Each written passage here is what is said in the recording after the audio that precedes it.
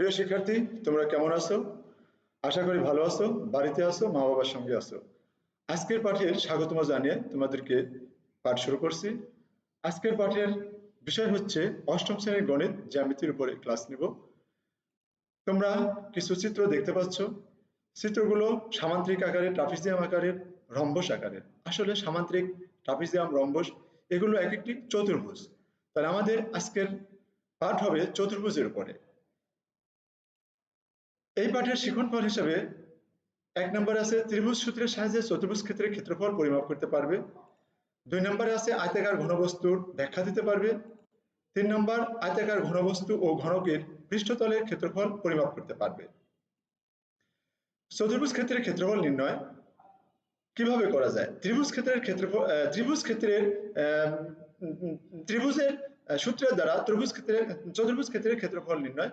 ত্রিভুজ ক্ষেত্রের ক্ষেত্রফল হবে হাফ ইন্টু ভূমি গুণন উচ্চতা। এটা একটা ত্রিভুজ, এর উচ্চতা, ভূমি, অতিভুজ। সামান্তরিক ক্ষেত্রের ক্ষেত্রফল নির্ণয়। মনে করি এ বি সি ডি একটি সামান্তরিক, এসি একটি কর্ণ। এসি কর্ণ এ বি সি ডি সামান্তরিককে সমদ্বিখণ্ডিত করেছে, অর্থাৎ এডিসি একটা ত্রিভুজ হয়েছে, এবিসি একটা ত্রিভুজ হয়েছে। তাহলে এ বি সি ডি সামান্তরিক ক্ষেত্রের ক্ষেত্রফল হবে ত্রিভুজ ক্ষেত্র এডিসি এর ক্ষেত্রফল প্লাস ত্রিভুজ ক্ষেত্র এবিসি এর ক্ষেত্রফল। তাহলে 2 ইন্টু ত্রিভুজ এবিসি ত্রিভুজ ক্ষেত্রের ক্ষেত্রফল, 2 গুণন হাফ গুণন ভূমি গুণন উচ্চতা। ত্রিভুজ এবিসি এর ক্ষেত্রফল হাফ গুণন ভূমি গুণন উচ্চতা। তাহলে দেখো তোমরা এই 2 আর 2 কেটে যায়, ভূমি গুণন উচ্চতা। তাহলে সামান্তরিক ক্ষেত্রের ক্ষেত্রফলের সূত্র হবে সামান্তরিক ক্ষেত্রের ভূমি গুণন উচ্চতা, সামান্তরিক ক্ষেত্রের ক্ষেত্রফলের সূত্র। ট্রাপিজিয়াম ক্ষেত্রের ক্ষেত্রফল এ বি সি ডি একটি ট্রাপিজিয়াম, এর এ বি সমান্তরাল সিডি, এ বি সমান স্মল এ, সিডি সমান small B. A B CD এর লম্ব দূরত্ব H. A B D A সমান্তরাল সিই আঁকি, তাহলে A C A E C D একটি সামান্তরিক। চিত্র থেকে A B C D trapezium ক্ষেত্রের ক্ষেত্রফল হবে এ ই সি ডি সামান্তরিক ক্ষেত্রের ক্ষেত্রফল প্লাস সিই বি ত্রিভুজ ক্ষেত্রের ক্ষেত্রফল।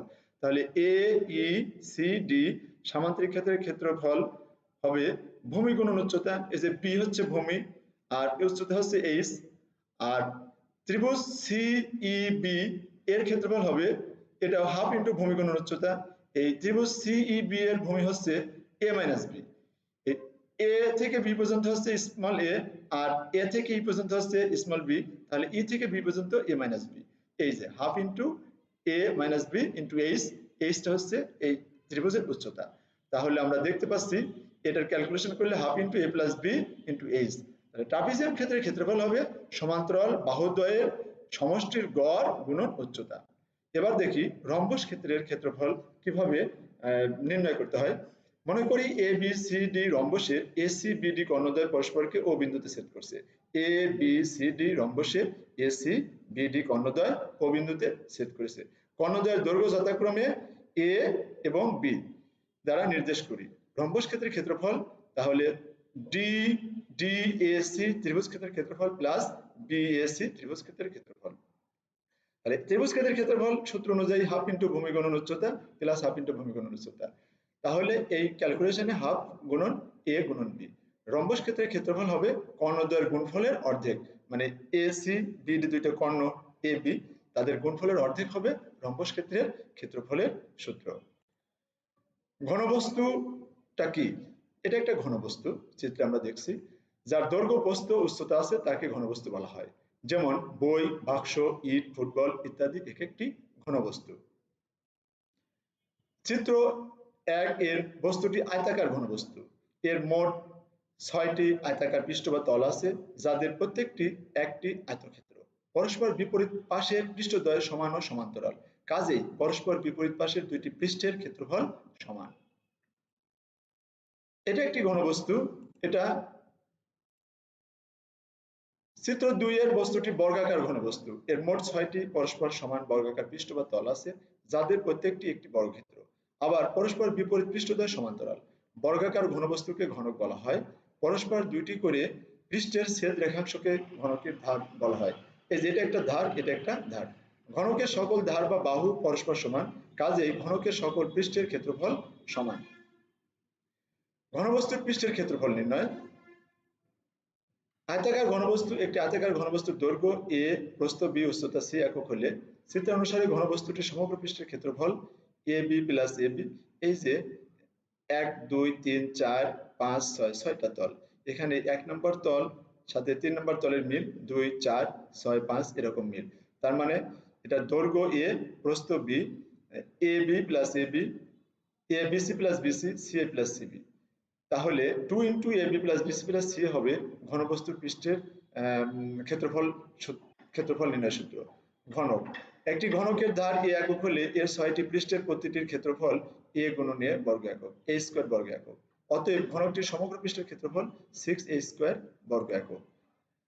জোড়ায় কাজ আমরা দিয়েছি। একটি আয়তাকার ঘনবস্তুর দৈর্ঘ্য 7.5 সেন্টিমিটার, প্রস্থ 6 সেন্টিমিটার ও উচ্চতা 4 সেন্টিমিটার। ঘনবস্তুর সমগ্র পৃষ্ঠের ক্ষেত্রফল নির্ণয় করো। সমাধান। আমরা জানি কোন আয়তাকার ঘনবস্তুর দৈর্ঘ্য a একক, প্রস্থ b একক, উচ্চতা c একক হলে বস্তুটির সমগ্র পৃষ্ঠের ক্ষেত্রফল 2 into ab plus bc plus ca বর্গ একক। এখন এখানে a সমান 7.5 সেন্টিমিটার, b সমান 6 সেন্টিমিটার, c সমান 4 সেন্টিমিটার। আয়তাকার ঘনবস্তু, প্রদত্ত আয়তাকার ঘনবস্তুটির সমগ্র পৃষ্ঠের ক্ষেত্রফলের সূত্র 2 ইন্টু ab, a গুণন b প্লাস b গুণন c প্লাস c গুণন a। এই যে ab এর মান আছে সেই মানগুলো বসানো হয়েছে। 2 ইন্টু 45 প্লাস 24 প্লাস 30, এটার যোগফল 99, 2 গুণন 99 198। দলীয় কাজ দেওয়া হয়েছে, একটি ঘনাকৃতির বাক্সের ধার 6.5 সেন্টিমিটার হলে বাক্সটির সমগ্র পৃষ্ঠের ক্ষেত্রফল নির্ণয় করো। সমাধান। একটি ঘনকের ধার a একক হলে এর সমগ্র পৃষ্ঠের ক্ষেত্রফল 6a স্কয়ার বর্গ একক। এখানে a সমান 6.5 সেন্টিমিটার। প্রদত্ত ঘনক বস্তুটির সমগ্র পৃষ্ঠের ক্ষেত্রফল 6 ইন্টু 6.5 তারপর স্কয়ার 6.5 স্কয়ার হলে 43.56 বর্গ সেন্টিমিটার। 6 এর সঙ্গে 43.56 এর গুণন করলে 261.36 বর্গ সেন্টিমিটার। মূল্যায়ন। সামান্তরিকের জন্য নিচের কোনটি সঠিক? বিপরীত বাহুগুলো অসমান্তরাল, একটি সরল, একটি কোণ সমকোণ হলে তা আয়ত, বিপরীত বাহুদ্বয় অসমান, কর্ণদ্বয় পরস্পর সমান। উত্তর হবে খ, একটি কোণ সমকোণ হলে তা আয়ত। নিচের কোণটি রম্বসের বৈশিষ্ট্য? কর্ণদ্বয় পরস্পর সমান, প্রত্যেক কোণই সমকোণ, বিপরীত কোণদ্বয় অসমান, প্রত্যেকটি বাহু সমান। উত্তর হবে ঘ, প্রত্যেকটি বাহুই সমান। বাড়ির কাজ তোমাদের বিকল্প পদ্ধতিতে ট্রাপিজিয়াম ক্ষেত্রের ক্ষেত্রফল নির্ণয় করে নিয়ে আসবা। তোমাদের সবাইকে ধন্যবাদ জানিয়ে আজকের পাঠ শেষ করছি। তোমরা সুস্থ থাকো, ভালো থাকো, বাড়িতে থাকো, নিরাপদে থাকো।